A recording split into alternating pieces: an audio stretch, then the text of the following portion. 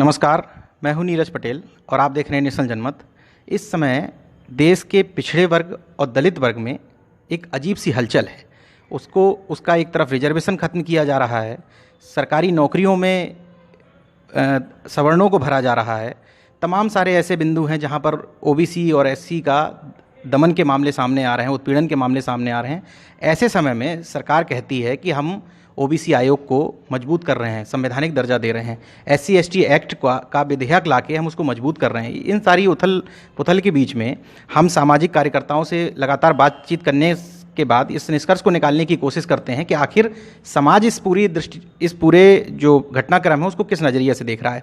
मेरे साथ नरसिंह पटेल जी हैं, जिनको अज्ञानी नाम से भी लोग जानते हैं, सामाजिक कार्यकर्ता हैं, लगातार कुर्मी समाज के, खुद आप कुर्मी जाति से आते हैं, तो कुर्मी समाज के साथ ही साथ ओबीसी को एक सूत्र में पिरोने के लिए लगातार काम कर रहे हैं। नरसिंह पटेल जी से हम ये जान लेते हैं कि आखिर समाज और ये सरकार जिस तरीके से काम कर रही है, तो इस समाज जो है वो सरकार के बारे में किस तरह का दृष्टिकोण इस समय रखता है।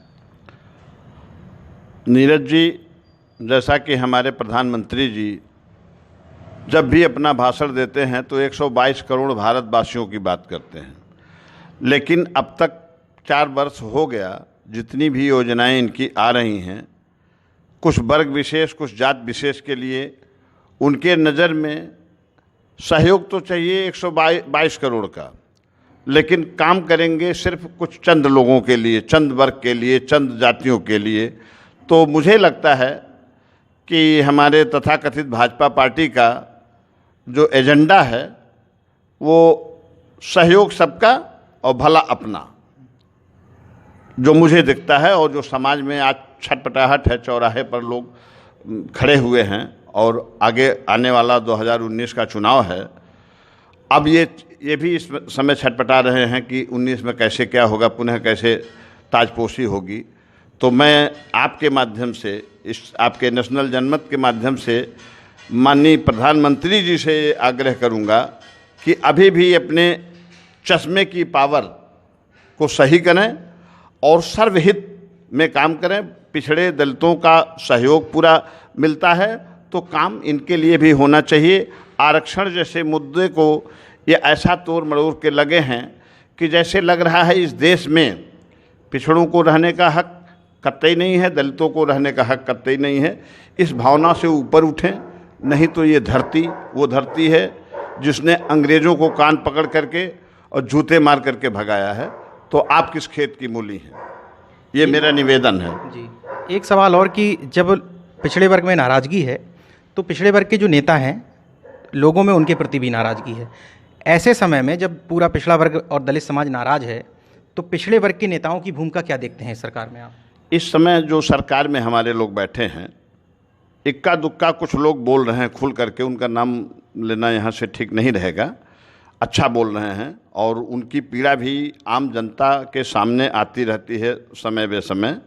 लेकिन कुछ हमारे बेचारे आँख के अंधे, कान के बहरे, मुंह के गूंगे, उनको इस वेदना से ऊपर उठना होगा। समाज की पीड़ा को सहज सरल मधुर, कि जो गुस्से से कहा तूने वही हंसकर कहा होता, न तेरी शान घट जाती नहीं रुतबा घटा होता। तो उस भाव में अपनी बातों को, अपने पीड़ा को, समाज की पीड़ा को पार्टी के आला कमान तक पहुंचाना चाहिए सहज सरल भाव से कि समाज की ये पीड़ा है, ये देखिए, नहीं आने वाला भविष्य खतरे में है, मेरा जो मानना है। और इस चीज़ को नहीं समझेंगे तो उनके लिए भी खतरा है, क्योंकि राजनीति तो जान ही रहे हैं कि कब किस करवट उठ किस करवट बैठ जाए। वो ये जनता है भारत की, ये सहज सरल मधुर है, लेकिन बेवकूफ़ बहुत नहीं है, अवसर सबको देती है।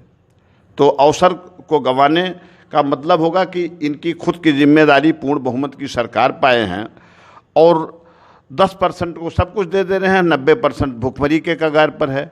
ये चलने वाला बहुत दिन तक नहीं है, इससे भयंकर तूफान आ सकता है भविष्य में। ऐसे समय में जब पिछड़ा वर्ग पूरा निराश है, नाराज़ है, तो पिछड़े वर्गों से जुड़े हुए जो संगठन हैं उनकी भूमिका क्या होनी चाहिए? पिछड़े वर्गों से जुड़े जो संगठन है, यह भी दुर्भाग्य की बात है। और हमारे कुछ तथाकथित जो होशियार लोग हैं कि जो चवन्नी दे करके 20 आना ले लेते हैं, ऐसे लोगों की लालच में हमारे कुछ पिछड़े वर्गों के संगठन हम किसी व्यक्ति विशेष या किसी वर्ग विशेष या किसी संगठन विशेष की बात नहीं करते हैं। वो बेचारे अपने इतने यतीम लाचार, बात तो करेंगे समुंदर की, लेकिन सोच गड्ढे से भी छिछला है। उसमें हमारे भी भाई बंधु हैं, पिछड़े वर्ग के जो तथाकथित लोग हैं। जिस दिन पिछड़ा वर्ग में हम ये बात पहुंचा देंगे कि आपके साथ क्या छलावा हो रहा है, आपको किस तरह से लूटा जा रहा है, उस दिन पिछड़ा वर्ग जिस दिन खड़ा हो जाएगा, उस दिन ये धोखेबाजी मक्कारी कतई नहीं चलने वाली है। इस नाते हम पुनः आगाह करेंगे, पुनः निवेदनपूर्ण आगाह करेंगे माननीय जो सरकार में बैठे लोग हैं, चाहे वो पिछड़े वर्ग के हों चाहे अगले वर्ग के हों, कि ये देश सबका है, सबको जीने का हक मिलना चाहिए, सबको समुचित भागीदारी मिलनी चाहिए। ये नहीं दाल में नमक खा लीजिए आप, वो चल जाएगा, लेकिन आज तो नमक में ही दाल डाल दी जा रही है। तो ये बहुत ही भयावह और दुखद स्थिति है देश के लिए। हमारे यहाँ के तीसरे नंबर का धर्म है, यहाँ पैदा हुआ हमारे ही भाई बंधुओं ने बड़े ही साजिश के तहत उसको ध्वस्त किया, लेकिन आने वाला भविष्य खतरे की घंटी है। मैं ये निवेदन करना चाहूँगा सरकार से कि वो सावधान हो और आज से जब जागिए तभी सवेरा, विराटता के साथ काम करिए, सबको समुचित भागीदारी दीजिए हर जगह।